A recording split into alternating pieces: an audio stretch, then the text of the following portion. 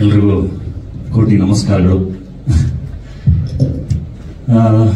ಕೋಟಿ ಪಾತ್ರದ ಬಗ್ಗೆ ನಾನು ಜಾಸ್ತಿ ಮಾತಾಡಂಗಿಲ್ಲ. ಟೀಸರ್ ನೋಡಿದಿರ, ಅದರಲ್ಲಿ ತುಂಬಾ ಅದ್ಭುತವಾದ ಒಂದು ಪ್ರಶ್ನೆ ಇದೆ. ಕಳ್ತನ ಮಾಡಿದೆ, ಮೋಸ ಮಾಡಿದೆ, ಯಾರ ತಲೆ ನೋಡಿದೆ, ನಿಯತ್ತಾಗಿ ಊರಲ್ಲಿ ಬದುಕಕ್ಕಾಗಲ್ವಾ ಅಂತ. ಅದೊಂದು ಲೈನು ತುಂಬಾ ಮಾತಾಡ್ತಿದೆ ಪಾತ್ರದ ಬಗ್ಗೆ. ಈ ಕೋಟಿಯ ಜರ್ನಿ ಬಗ್ಗೆ ಮಾತಾಡ್ತೀನಿ. ನಾನು ಪರಮ್ ಅವ್ರನ್ನ ಮೀಟ್ ಮಾಡಿದ್ದೆ ಯಾವುದೋ ಈವೆಂಟ್ಗಳಲ್ಲಿ, ಅಲ್ಲಿ ಇಲ್ಲಿ ಹಾಯ್ ಹೇಳಿದ್ದಷ್ಟೇ ನನಗೆ ನೆನಪು. ಅದು ಬಿಟ್ರೆ ನಾನು ಪುಷ್ಪ ಶೂಟ್ ಅಲ್ಲಿ ಇದ್ದಾಗ ಒಂದ್ಸಾರಿ ಪರಮ್ ಅವ್ರು ಕಾಲ್ ಮಾಡಿದ್ರು ನನಗೆ ಮಿಸ್ ಕಾಲ್ ಇತ್ತು. ಅದಾದ್ಮೇಲೆ ನಾನು ಫೋನ್ ಮಾಡಿದೆ. ಇಲ್ಲ, ನಾನು ವಿಶ್ ಮಾಡಕ್ ಫೋನ್ ಮಾಡಿದೆ, ನಿಮ್ಗೆ ಖುಷಿ ಆಗುತ್ತೆ ನೀವು ಮಾಡ್ತಿರೋ ಪಾತ್ರಗಳು, ಕೆಲಸಗಳು ಅಂತ ಹೇಳಿ ಫೋನ್ ಇಟ್ಟಿದ್ರು ಅಷ್ಟೇ. ಅದು ಬಿಟ್ರೆ ನನಗೆ ಯಾವುದು ನೆನಪಿರ್ಲಿಲ್ಲ. ನಂತರ ನನ್ನ ಬಡವರಸ್ಕಲ್ ಸಿನಿಮಾ ಮಾರಾಟ ಮಾಡಕ್ ಒಂದು ಒದ್ದಾಟ ಇರುತ್ತಲ್ಲ, ಅದು ತುಂಬಾ ಕಷ್ಟ. ಸಿನಿಮಾ ಮಾರಾಟ ಮಾಡೋದು, ಸಿನಿಮಾ ಸೇಲ್ ಮಾಡೋದು, ತುಂಬಾ ಸಾಲಗಳಿತ್ತು. ರಿಲೀಸ್ಗಿಂತ ಮುಂಚೆ ಹೆಂಗಾದ್ರೂ ಮಾಡಿ ನನ್ನ ಸಿನಿಮಾನ ನಾನು ಯಾರಿಗಾರು ತೋರಿಸ್ಬೇಕು, ಅದನ್ನ ಸೇಲ್ ಮಾಡಬೇಕು ಅಂತ ಹೇಳಿ ಆ ಒದ್ದಾಟದಲ್ಲಿದ್ದಾಗ ಪರಮ್ ಅವ್ರಿಗೆ ಫೋನ್ ಮಾಡಿ ಅಲ್ಲಿ ಅವ್ರನ್ನ ಭೇಟಿ ಮಾಡಿದ್ದು. ಸಿನಿಮಾ ನೋಡಕ್ ಬಂದ್ರು, ಬಡವರಸ್ಕಲ್ನ ನೋಡಿದ್ರು ಅಂಡ್ ಬಡವರಸ್ಕಲ್ ಜೊತೆ ತುಂಬಾ ಚೆನ್ನಾಗಿ ನಿಂತ್ರು. ಅದ್ರ ಮಾರ್ಕೆಟಿಂಗ್ ನಿಂತ್ರು, ಸಿನಿಮಾನ ತಗೊಂಡ್ರು. ಅಂಡ್ ಬರೀ ಸ್ಯಾಟಲೈಟ್ ಅಷ್ಟೇ ಹೋಗಿತ್ತು.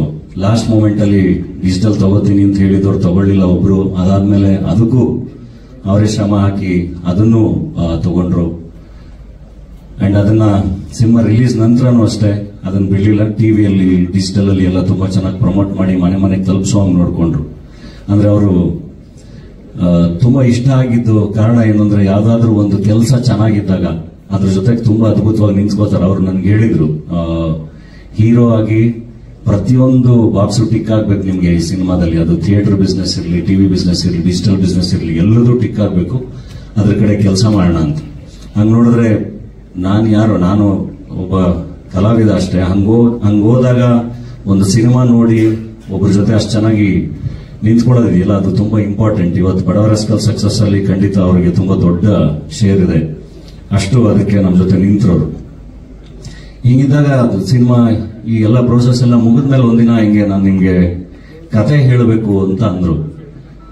ಆಕ್ಚುಲಿ ನನಗೆ ಯಾರಾದ್ರೂ ಕತೆ ಹೇಳಬೇಕು ಅಂದಾಗ ಫಸ್ಟ್ ಭಯ ಆಗುತ್ತೆ. ಯಾರಾದ್ರೂ ಕತೆ ಹೇಳಕ್ ಬರ್ತೀವಿ ಅಂದಾಗ ತುಂಬಾ ಭಯ ಆಗುತ್ತೆ. ಯಾಕೆಂದ್ರೆ 2 ಗಂಟೆ ಕತೆ ಕೇಳೋ ಪ್ರೋಸೆಸ್ ಇದೆಯಲ್ಲ, ಅದರಿಂದ ನಾವು ಕಲಾವಿದರು ತಪ್ಪಿಸ್ಕೊಳಕ್ ಆಗಲ್ಲ.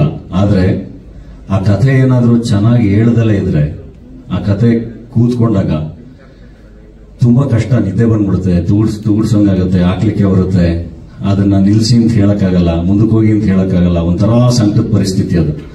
ಹಂಗಾಗಿ ನಾನು ಯಾವಾಗ್ಲೂ ಸ್ಕ್ರಿಪ್ಟ್ ಕಳಿಸ್ಬಿಡಿ, ನಾನು ಓದ್ತೀನಿ ಅಂತ. ಅದು ಓದೋ ಪ್ರೋಸೆಸ್ ಯಾವಾಗ್ಲೂ ಚಂದ. ಸೊ ನಾನು ಪರಮ್ ಅವ್ರಿಗೂ ಒಂದ್ಸರಿ ಓದ್ಬಿಡ್ತೀನಿ ಕಳಿಸಿ ಅಂತ. ಇಲ್ಲ ನೀವು ನರೇಶನ್ ಕೇಳಿ ಅಂತ ಅಂದ್ರು. ಸೊ ಪ್ರತಿ ಸರಿ ಹಿಂಗೆ ಒಂದ್ ಕತೆ ಕೇಳಬೇಕಾದ್ರೆ ಏನ್ ಭಯ ಇರುತ್ತಲ್ಲ, ಅದೇ ಭಯದಲ್ಲೇ ಹೋದೆ. ಅಂಡ್ ಒಂದು ದೊಡ್ಡ ಚಾನೆಲ್ ನ ಮುನ್ನಡೆಸ್ತಿರುವಂತಹ ವ್ಯಕ್ತಿ, ನಮ್ ಜೊತೆ ಅಷ್ಟು ಚೆನ್ನಾಗಿ ನಿಂತಿರುವಂತಹ ವ್ಯಕ್ತಿ, ಅಕಸ್ಮಾತ್ ಏನಾದ್ರು ಅವರು ಕತೆ ಚೆನ್ನಾಗಿ ಹೇಳಲಿಲ್ಲ ಅಂದ್ರೆ, ಕತೆ ಚೆನ್ನಾಗಿಲ್ಲ ಅಂದ್ರೆ ನಾನು ಏನ್ ಹೇಳಿ, ಹೆಂಗ್ ಯೂಶುವಲಿ ಕತೆ ಕೇಳಕ್ ಹೋಗ್ಬೇಕಾದ್ರೆಲ್ಲ ಫಸ್ಟ್ ಕ್ವಶನ್ ಇಲ್ಲಿಂದ ಚೆನ್ನಾಗಿಲ್ಲ ಅಂದ್ರೆ ಹೆಂಗ್ ತಪ್ಪಿಸ್ಕೊಳ್ಳೋದು ಅನ್ನೋದೇ ತಲೆಯಲ್ಲಿ ಬರ್ತಾ ಇರುತ್ತೆ ನಮ್ ಕಲಾವಿದರಿಗೆ. ಹೆಂಗಿಲ್ಲ ಅಂತ ಹೇಳೋದು ಅಂತ. ಸೊ ಅದೇ ಯೋಚನೆಯಲ್ಲೇ ಹೋಗಿದ್ ನಾನು. ಆದ್ರೆ ಆ ಕಥೆ ಕೇಳಕ್ ಶುರು ಮಾಡಿದ್ಮೇಲೆ ಆಲ್ಮೋಸ್ಟ್ 2 ಗಂಟೆ ನಿರರ್ಗಳವಾಗಿ ಅವರು ನರೇಶನ್ ಕೊಟ್ರು. ಅಂಡ್ ತುಂಬಾ ಚೆನ್ನಾಗಿ ಕತೆ ಹೇಳ್ತಾರೆ ಅವರು. ಅಂಡ್ ಅವ್ರು ಅಷ್ಟು ಚೆನ್ನಾಗಿ ಕತೆ ಬರೀತಾರೆ ಅಂತ ನನಗೆ ಗೊತ್ತಾಗಿದ್ದು ಅವಾಗ್ಲೇನೆ. ಅಂದ್ರೆ ಇಷ್ಟು ಚೆನ್ನಾಗಿ ರೈಟಿಂಗ್ ಇದೆಯಲ್ಲ ಇವ್ರದ್ದು ಅಂತ ಅನಿಸ್ತು ನನಗೆ. ಅದಾದ್ಮೇಲೆ ಸರಿ, ಯೂಶುವಲಿ ಒಂಚೂರು ಟೈಮ್ ತಗೋತೀವಿ ಕತೆ ಕೇಳಿದ್ಮೇಲೆ ಮಾಡಕ್ಕೆ ಎಲ್ಲ. ನಾನು ಕತೆ ಕೇಳ್ತಿದ್ದಂಗೆ ಇಲ್ಲ ಇದು ಮಾಡ್ತೀನಿ, ಒಂಚೂರು ಟೈಮ್ ಕೊಡಿ ಅಂತ ಹೇಳಿ ಹೊರಟೆ. ಬಟ್ ದಾರಿಲಿ ಹೋಗ್ತಾ ನನಗೆ ಆ ಕೋಟಿ ಕಾಡಕ್ ಶುರು ಮಾಡ್ದ. ಎಲ್ಲಿ ನೋಡಿದ್ರು ನನ್ನ ಕಿಟಕಿಯಿಂದ ಆಚೆ ನೋಡಿದ್ರೆ ಇದು ಎಲ್ಲ ಕಡೆ ತುಂಬಾ ಜನ ಕೋಟಿಗಳೇ ಕಾಣಕ್ ಶುರು ಮಾಡಿದ್ರು. ಯಾಕೆಂದ್ರೆ ಅಷ್ಟು ಕಾಮನ್ ಮ್ಯಾನ್ ಅವನು ಕೋಟಿ. ಅಂಡ್ ನನ್ನ ಕಾರ್ ಓಡಿಸ್ತಿದ್ದ ರುದ್ರ ನನ್ಗೆ ಅವನಲ್ಲಿ ಕೋಟಿ ಕಾಣಕ್ ಶುರು ಮಾಡ್ದ. ಇಲ್ಲ ಇದನ್ನಲ್ಲ ಕೋಟಿ ಅಂತ. ಅಂದ್ರೆ ಇಷ್ಟು ಜನನ ರೆಪ್ರೆಸೆಂಟ್ ಮಾಡೋ ಒಂದು ಪಾತ್ರ ಅದು. ಅಂಡ್ ಆ ಕಥೆಯಲ್ಲಿ ಬರೋ ಎಷ್ಟೋ ಸಿಚುವೇಶನ್ಸ್, ಎಷ್ಟೊಂದು ನಮ್ಮ ಬದುಕಲ್ಲೂ ಆಗಿರುತ್ತೆ, ನಾವು ನೋಡಿರ್ತೀವಿ. ಅಷ್ಟು ಕನೆಕ್ಟ್ ಆಗಿದ್ದದು. ಅದರ ನಂತರ ಮಾಡೋದು ಅಂತ ಆಯ್ತು. ಅಂಡ್ ಸಿನಿಮಾ ಅಲ್ಲಿಂದ ತುಂಬಾ ಚೆನ್ನಾಗಿ ಮಾಡ್ಕೊಂಡು ಹೋದ್ವಿ. ನಂಗೆ ಒಂದು ನಂಬಿಕೆ, ಇನ್ನೊಂದೇನಾಗುತ್ತೆ, ಕತೆ ಕೇಳಿದ ಮೇಲೂ ಇದನ್ನ ಹೆಂಗೆ ಎಕ್ಸಿಕ್ಯೂಟ್ ಮಾಡ್ತಾರೆ, ಚೆನ್ನಾಗಿ ಮಾಡ್ತಾರೋ ಅನ್ನೋ ಒಂದು ಡೌಟು ಇರುತ್ತೆ ಯಾವಾಗಲೂ ಮೊದಲನೇ ಸರಿ ನಿರ್ದೇಶನ ಅಂತ ಬಂದಾಗ. ಆದ್ರೆ ಪರಮ್ ಅವರಲ್ಲಿ ನಾನೊಬ್ಬ ವಿಷನರಿನ ಕಂಡಿದ್ದೆ. ಯಾಕೆಂದ್ರೆ ಅವರು ಜರ್ನಿ ಗೊತ್ತಿತ್ತು. ಈಗ ನಾವೆಲ್ಲ 1 ವರ್ಷ ಎಲ್ಲೋ ಕೆಲಸ ಮಾಡಿ ಆ ಕೆಲಸ ಬಿಟ್ಟು ಬರೋದೇ ತುಂಬಾ ಕಷ್ಟ ಆಯ್ತು. ಹಂಗ್ ಕೆಲಸ ಬಿಟ್ಟು ಬಂದು ಸಿನಿಮಾ ಮಾಡಿ ಏನೋ ಮಾಡ್ಕೊಂಡು ಜರ್ನಿ ಮಾಡಿ ಇಲ್ಲಿವರೆಗೂ ಬರೋದು ಒಂಥರದ್ದಾದ್ರೆ, 16 ವರ್ಷ ಒಂದ್ ಕಡೆ ಕೆಲಸ ಮಾಡಿ ಲಕ್ಷಾಂತರ ರೂಪಾಯಿ ಸಂಬಳ ತಗೊಳ್ಳೋ ಒಂದ್ ಕೆಲಸನ ಬಿಟ್ಬಿಟ್ಟು ನಾನು ಸಿನಿಮಾ ಮಾಡ್ತೀನಿ ಅಂತ ಬರೋದಿದೆಯಲ್ಲ, ಅದಕ್ಕಿನ್ನೂ ತುಂಬಾ ದೊಡ್ಡ ಧೈರ್ಯ ಬೇಕು, ತುಂಬಾ ದೊಡ್ಡ ಕಾನ್ಫಿಡೆನ್ಸ್ ಬೇಕು, ತುಂಬಾ ದೊಡ್ಡ ಪೊಟೆನ್ಷಿಯಲ್ ಇರಬೇಕು. ಅದಕ್ಕಿಲ್ಲಾಂದ್ರೆ ಆ ತರ ಡಿಸಿಷನ್ ಮಾಡಕ್ ಆಗೋದೇ ಇಲ್ಲ. ಆಕ್ಚುಲಿ ಅವರು ಸಿನಿಮಾ ಮಾಡಬೇಕು ಅಂತ ಡಿಸೈಡ್ ಮಾಡಿದಾಗ ಅವರು ಕೆಲಸ ಬಿಡಬೇಕು ಅನ್ನೋದು ಡಿಸೈಡ್ ಆಗಿದ್ ಬಿಟ್ರೆ, ಜಿಯೋ ಸ್ಟುಡಿಯೋಸ್ ಅಲ್ಲಿ ನಾನು ಇರ್ತೀನಿ ಅನ್ನೋ ಡಿಸೈಡ್ ಆಗಿರಲಿಲ್ಲ. ಕೆಲಸ ಬಿಟ್ಟು ಸಿನಿಮಾ ಮಾಡಕ್ ರೆಡಿ ಆಗಿದ್ರು ಅವರು. ನನಗದು ತುಂಬಾ ದೊಡ್ಡ ಕಾನ್ಫಿಡೆನ್ಸ್ ಕೊಡ್ತು. ಇಲ್ಲ, ಈ ಮನುಷ್ಯ ಗೋ ಗೆಟರ್, ಇವ್ರು ಏನಾದ್ರೂ ಹಿಡ್ಕೊಂಡ್ರೆ ಅದನ್ನ ಡೆಫಿನೆಟ್ಲಿ ಅಚೀವ್ ಮಾಡ್ತಾರೆ ಅನ್ನೋ ಒಂದು ಕಾನ್ಫಿಡೆನ್ಸ್ ಕೊಡ್ತು. ಅದು ಅವ್ರ ಜೊತೆ ಕೆಲಸ ಮಾಡ್ತಾ ಮಾಡ್ತಾ ಅದು ಇನ್ನು ತುಂಬಾ ಜಾಸ್ತಿನೇ ಆಯ್ತು. ಯಾಕೆಂದ್ರೆ ತುಂಬಾ ಚೆನ್ನಾಗಿ ಸಿನಿಮಾನ ಕಟ್ಟಿದ್ದಾರೆ, ತುಂಬಾ ಅದ್ಭುತವಾಗಿ ಕಟ್ಟಿದ್ದಾರೆ. ಒಂದು ಹೊಸ ಕತೆ, ಈ ಕಥೆಗೆ, ಈ ಸಿನಿಮಾಗೆ ಯಾವುದೇ ರೆಫರೆನ್ಸ್ ಇಲ್ಲ. ಆ ಸಿನಿಮಾ ತರ ಇತ್ತು, ಈ ಸಿನಿಮಾ ತರ ಇತ್ತು, ಅಥವಾ ಇಲ್ಲೇನೋ ಯಾವ್ದೋ ದೃಶ್ಯ ನೋಡಿದ್ವಿ, ಆ ತರದ್ ಯಾವುದೇ ರೆಫರೆನ್ಸ್ ಇಲ್ಲ. ಇದು ಒಂದು ಕಥೆ ಬರೆದ್ರೆ, ಒಂದು ಸಣ್ಣ ಕಥೆ ಬರೆದ್ರೆ, ಒಂದು ಸಣ್ಣ ನಾವೆಲ್ ಬರೆದ್ರೆ ಹೆಂಗಿರುತ್ತಲ್ಲ ಆ ತರ ಅದನ್ನ ಬರ್ಕೊಂಡಿರೋದವರು. ಅದನ್ನ ತುಂಬಾ ಚೆನ್ನಾಗಿ ತೆರೆ ಮೇಲೆ ತಂದಿದ್ದಾರೆ ಕೂಡ. ಅಂಡ್ ಅದಕ್ಕೆ ತುಂಬಾ ಚೆನ್ನಾಗಿ ನಮ್ಮ ಟೆಕ್ನಿಷಿಯನ್ ಸಪೋರ್ಟ್ ಮಾಡಿದ್ದಾರೆ ಎಲ್ಲರೂ. ಅಂಡ್ ಕಲಾವಿದರು, ಮೋಕ್ಷ ಇರಲಿ, ತಾರಮ್ಮ ಇರಲಿ, ಇಲ್ಲಿ ನನ್ನ ತಮ್ಮ, ತಂಗಿ, ನಿಮ್ಗೆ ಅದು ಇನ್ನು ಮುಂದೆ ಮಾತಾಡ್ತಾ ಎಲ್ಲರ ಬಗ್ಗೆನೂ ಮಾತಾಡ್ತೀನಿ, ಸಿನಿಮಾದ ಪಾತ್ರವರ್ಗದ ಬಗ್ಗೆ. ಸೊ ತುಂಬಾ ಚೆನ್ನಾಗಿ ಎಲ್ಲರೂ ಕಾಂಟ್ರಿಬ್ಯೂಟ್ ಮಾಡಿದ್ದಾರೆ. ಒಂದೊಳ್ಳೆ ಕ್ಯಾನ್ವಸ್, ಅದ್ರ ತುಂಬಾ ಪಾತ್ರಧಾರಿಗಳು ಸಖತ್ತಾಗಿ ಕೂತಿದ್ದಾರೆ ಎಲ್ಲರೂ. ಸೊ ನನಗೆ ತುಂಬಾ ಹತ್ತಿರವಾದ ಕತೆ, ನನಗೆ ಇಷ್ಟವಾದ ಕತೆ. ಅಂಡ್ ಪರಮಾಗ್ಲೇ ಹೇಳ್ತಿದಂಗೆ ಪಾತ್ರಕ್ಕೆ ಹೆಂಗೆ ಪ್ರಿಪೇರ್ ಆಗ್ತಾರೆ ಅಂತ, ಅದು ಐ ಥಿಂಕ್ ಅದು ಬರವಣಿಗೆ ಮತ್ತು ನಿರ್ದೇಶಕರ ಕೈಯಲ್ಲಿರುತ್ತೆ ಯಾವಾಗಲೂ. ಒಂದು ಒಳ್ಳೆ ರೈಟಿಂಗ್ ಎಕ್ಸೈಟ್ ಮಾಡೋಷ್ಟು ಒಬ್ಬ ನಟನ್ನ ಯಾವುದೂ ಎಕ್ಸೈಟ್ ಮಾಡಲ್ಲ. ನನಗೆ ಯಾವುದೇ ಒಳ್ಳೆ ರೈಟಿಂಗ್ ಅಂತ ಅನ್ಸಿದ್ರೆ ಅದು ನಾನು ಓದ್ತಾ, ನಿರ್ದೇಶಕರ ಜೊತೆ ಮಾತಾಡ್ತಾ ಅದು ಪಾತ್ರ ಒಳಗೆ ಕೂತಿರುತ್ತೆ. ಅದು ಸೆಟ್ಗೆ ಬಂದಾಗ ಆ ಟೈಮ್ಗೆ ಅದೇನಾಗ್ಬೇಕು ಅದಾಗುತ್ತೆ. ನನಗೂ ಅದನ್ನ ಎಕ್ಸ್ಪ್ಲೈನ್ ಮಾಡಕ್ ಬರಲ್ಲ ಅಷ್ಟೇ. ಅಂಡ್ ನನಗೆ ಕೋಟಿ ನಾವು ಮೈಸೂರಲ್ಲಿ ಶೂಟ್ ಮಾಡ್ತಿದ್ರಿಂದ ಸ್ವಲ್ಪ ಜಾಸ್ತಿ ಡಿಸ್ಟರ್ಬೆನ್ಸ್. ಮೈಸೂರಲ್ಲಿ ಇದ್ದಾಗ ನನಗೆ ಸುಮ್ಮನೆ ಬಿಡಲ್ಲ, ಯಾಕೆಂದ್ರೆ ಸ್ನೇಹ ಗೆಳೆಯರ ಬಳಗ ಜಾಸ್ತಿ. ಅಲ್ಲಿ ದಿನ ಯಾವ್ದಾದ್ರು ಒಂದು ಫಂಕ್ಷನ್ ಇವೆಂಟ್ ಅಲ್ಲಿ ಇಲ್ಲಿ ಹೇಳ್ಕೊಂಡು ಹೋಗ್ತಿರ್ತಾರೆ. ಹಂಗಾಗಿ ಅವಾಗ ಒಂದ್ ಸ್ವಲ್ಪ ತೊಂದರೆ ಕೊಟ್ಟಿದ್ದೀನಿ. Thank you. ಅಂದ್ರೆ 1 ವರ್ಷದ ನಂತರ ನನ್ನ ಸಿನಿಮಾಗೆ ಅಂತ ಇವೆಂಟಿಗೆ ಬಂದಿರೋದು ನಾನು. ಎಲ್ಲ ನಮ್ಮ ಇಂಡಸ್ಟ್ರಿ ಎಲ್ಲ ಟ್ರೈಲರ್, ಟೀಸರ್ ರಿಲೀಸ್ ಎಲ್ಲ ಇವೆಂಟ್ಗಳಿಗೂ ಬರ್ತಾ ಇದೆ. ಟೀಸರ್ ನಿಮ್ಗೆಲ್ರಿಗೂ ಇಷ್ಟ ಆಗಿದೆ ಅಂತ ಗೊತ್ತಿಲ್ಲ. ನನಗಂತೂ, ನಾನು ಇವಾಗಲೇ ನೋಡಿದ್ದು, ನನಗೆ ತುಂಬಾ ಖುಷಿ ಆಯ್ತು ಟೀಸರು. ಸೊ ನಮ್ಮ ಕೆಲಸ ಎಲ್ಲ ಮುಗ್ದಿದೆ, ಇನ್ನೇನಿದ್ರು ಎಲ್ಲ ನಿಮ್ ಕೆಲಸ. ಖಂಡಿತ ಸಿನಿಮಾ ಹೊಸ ಕಂಟೆಂಟ್, ಹೊಸ ತರದ ಸಿನಿಮಾ.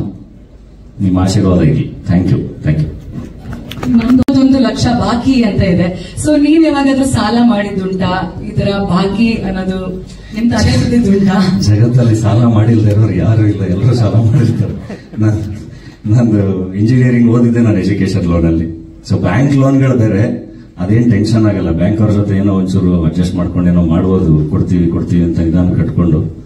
ಪರ್ಸನಲ್ ಸಾಲಗಳು ಮಾಡಿದಾಗಿದೆಯಲ್ಲ, ಅದ್ರ ಪ್ರೆಷರ್ ತುಂಬಾ ಕಷ್ಟ. ಅದ್ರದ್ದು ಬಡ್ಡಿ ಕಟ್ಟೋದಿಲ್ಲ, ತುಂಬಾ ಕಷ್ಟ. ಅದು ನನಗೂ ಖಂಡಿತ ಅದು ಎಲ್ರಿಗೂ ಅನುಭವ ಇರುತ್ತೆ. ಓಕೆ, ನೀವು ದುಡ್ದಂತ ಫಸ್ಟ್ ಸ್ಯಾಲರಿ ಎಷ್ಟು ರೂಪಾಯಿ ಆಗಿತ್ತು? ಇನ್ಫೋಸಿಸ್ ಅಲ್ಲಿ ಐ ಥಿಂಕ್ ಆತರ ಹಿಂಗೆ ಕೆಲಸಕ್ಕೆ ಸೇರ್ಕೊಂಡ ಮೇಲೆ ಇದ್ದು ಅಂದ್ರೆ ಇನ್ಫೋಸಿಸ್ ಸ್ಯಾಲರಿ ಮರ್ತ್ಬಿಟ್ಟಿದ್ದೀನಿ. 23,000 25,000 ಏನೋ ಇತ್ತು. ಸೊ 23,000 ಏನ್ ಮಾಡಿದ್ರಿ ಆ ತಿಂಗಳು? ಮನೆಯವ್ರನ್ನೆಲ್ಲ ಕರ್ಕೊಂಡ್ಬಂದು ಅಮ್ಮಗೊಂದು ಸೀರೆ ಕೊಡಿಸಿ, ಅಕ್ಕಂಗೊಂದು ಸೀರೆ ಕೊಡಿಸಿ, ಶಾಪಿಂಗ್ ಮಾಡಿಸಿ, ಇನ್ನೇ ನೋಡೋದು. ಓಕೆ, ಇನ್ನೊಂದು ಕ್ವೆಶನ್, ಬೈಕೋಬಿಡಿ. ಫಸ್ಟ್ ನೀವು ಕೋಟಿ ತಗೊಂಡಿದ್ದು ಯಾವಾಗ?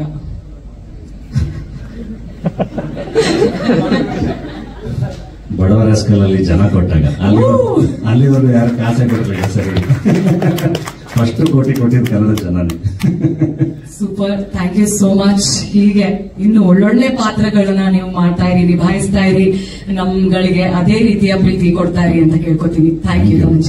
ಅಂಡ್ ಕೋಟಿ ಎಲ್ರಿಗೂ ಇವ್ ನನ್ಗೆ ಕನೆಕ್ಟ್ ಆಗಿದ್ದು ಏನಕ್ಕೆ ಅಂದ್ರೆ, ಇವ್ರು ಕೋಟಿ ಫಸ್ಟ್ ಯಾವಾಗ ಸಿಕ್ಕಿದ್ದು ಅಂದಾಗ ನೆನಪಾಯ್ತು. ನಮ್ಮ ಮನೆ ಮುಂದ್ಗಡೆ ಒಂದು ಕಟ್ಟೆ ಇತ್ತು, ಅಲ್ಲಿ ಕೂತ್ಕೊಂಡು ಯಾವಾಗಲೂ ನಾನು ನನ್ನ ಫ್ರೆಂಡ್ ದಯಾನಂದ್ ಅಂತ ಸ್ಕೂಲ್ ಫ್ರೆಂಡ್, ಕುತ್ಕೊಂಡು ಮಾತಾಡ್ತದೆ, ಮಗ ಯಾರಾದ್ರೂ ದಾರಿಲಿ ಹೋಗ್ತಾ ಒಂದು ಕೋಟಿ ಸಿಕ್ಬಿಟ್ರೆ ಸೆಟ್ಲ್ ಆಗ್ಬಿಡ್ಬೋದಲ್ವಾ ನಾವು ಅಂತ. ಯಾರಾದ್ರೂ ಒಂದು ಕೋಟಿ ನಮ್ಮ ಮಕ್ಕದ ಮೇಲೆ ಎಸ್ಬಿಟ್ಟೆ ತಗೊಂಡೋಗ ಬರ್ಬೇಡ ಅಂದ್ರೆ ತಗೊಂಡು ಹೋಗ್ಬಿಡ್ಬೋದಲ್ವಾ ನಾವು ಅಂತ. ಹೆಂಗಾದ್ರೂ ಮಾಡಿ ಒಂದೇ ಒಂದು ಕೋಟಿ ದುಡಿಬೇಕಲ್ಲ, ಒಂದು ಕೋಟಿ ದುಡ್ಡು ಸೆಟ್ಲ್ ಆಗ್ಬಿಡ್ಬೋದಲ್ವಾ, ಒಂದು ಮನೆ ಕಟ್ಕೊಂಡ್ಬಿಡ್ಬೋದಲ್ವಾ, ನಮ್ಮ ಫ್ಯಾಮಿಲಿನ ಚೆನ್ನಾಗಿ ನೋಡ್ಕೋಬೋದಲ್ವಾ. ಹಿಂಗೆ ಎಲ್ರಿಗೂ ಈ ಯೋಚನೆ ಬಂದಿರಕ್ ಸಾಧ್ಯ, ಒಂದು ಕೋಟಿ ಸಿಕ್ಬಿಟ್ರೆ ಅಂತ. ನನಗೆ ಕೋಟಿ ಫಸ್ಟ್ ಕನೆಕ್ಟ್ ಆಗಿದ್ದೆ ಅಲ್ಲಿ, ನಾವು ಹಿಂಗ್ ಕನ್ಸ್ ಕಾಣ್ತಿದ್ವಲ್ವಾ ಅಂತ. ಸೊ ಹಂಗಾಗಿ ಕೋಟಿ ನನಗೆ ತುಂಬಾ ಇಷ್ಟವಾದ ಪಾತ್ರ, ಖಂಡಿತ ನಿಮಗೂ ಇಷ್ಟ ಆಗುತ್ತೆ. Thank you. ಹಾಗೆ ಇದೇ ರೀತಿ ಕೋಟ್ಯಾಂತರ ರೂಪಾಯಿ ಗಳಿಸ್ತಾನೆ ಇರಿ. ಸೊ ಈಗ ನಮ್ಮ ಕನ್ನಡ